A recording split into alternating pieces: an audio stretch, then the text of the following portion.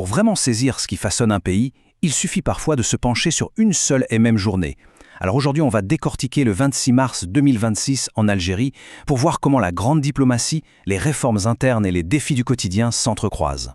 Et on commence fort avec l'événement diplomatique majeur de la journée. Ces quelques mots, ce sont ceux de la dirigeante italienne Giorgia Meloni en visite à Alger. Et ça résume parfaitement une relation qui devient absolument centrale en Méditerranée. La scène se passe donc à Alger. Le président algérien, Abdelmadjid Tebboune, qui accueille Giorgia Meloni. L'ambiance est sérieuse, bien sûr, mais aussi chaleureuse. On sent tout de suite que les enjeux sont bien plus grands que de simples formalités diplomatiques. Il faut bien comprendre que ce partenariat, il est avant tout pragmatique. On n'est pas dans les belles déclarations, non. On est dans le concret, avec des besoins et des objectifs très clairs pour chacun. D'un côté, l'Algérie qui se confirme comme un pilier énergétique pour l'Europe. Et de l'autre, l'Italie qui a besoin de sécuriser son énergie et de coopérer sur des dossiers aussi brûlants que la sécurité. Bon, mais alors concrètement, sur quoi est-ce qu'Alger et Rome travaillent? Voyons un peu comment cette alliance se construit dans les faits. Les discussions ont été très denses. Côté énergie, il est question de pousser encore plus loin le lien historique entre les deux géants, Eni et Sonatrach, et même d'explorer de nouvelles pistes, comme le gaz de schiste. Côté commerce, on veut mettre un coup d'accélérateur à la création d'une chambre de commerce commune. Et puis, sur la sécurité et la diplomatie, les deux pays sont sur la même longueur d'onde, avec notamment cet appel commun à l'apaisement au Moyen-Orient. Mais voilà, pendant que tous les regards sont tournés vers cette visite diplomatique, il se passe quelque chose de tout aussi fondamental, mais cette fois à l'intérieur du pays, au cœur des institutions algériennes. On passe de la scène internationale à la scène politique intérieure. Et pour ça, un chiffre à retenir, 12. C'est le nombre d'amendements constitutionnels qui ont été approuvés ce jour-là à l'unanimité par les deux chambres du Parlement. Et un consensus pareil, c'est assez rare pour qu'on s'y arrête un instant. L'objectif affiché, comme le dit très clairement le président du Conseil de la Nation, c'est de marquer un tournant décisif. En clair, moderniser l'État, renforcer les institutions, consolider l'État de droit. C'est présenté comme une étape vraiment majeure pour le pays.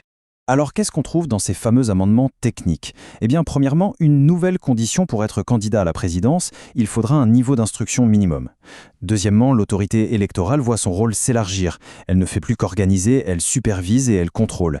Et enfin, le président peut désormais déclencher des élections locales anticipées, ce qui vient combler ce qui était décrit comme un vide juridique. Ok, on a parlé diplomatie, on a parlé loi, mais loin de tout ça, il y a la vie de tous les jours, celle de millions d'Algériens avec leurs espoirs et leurs propres défis.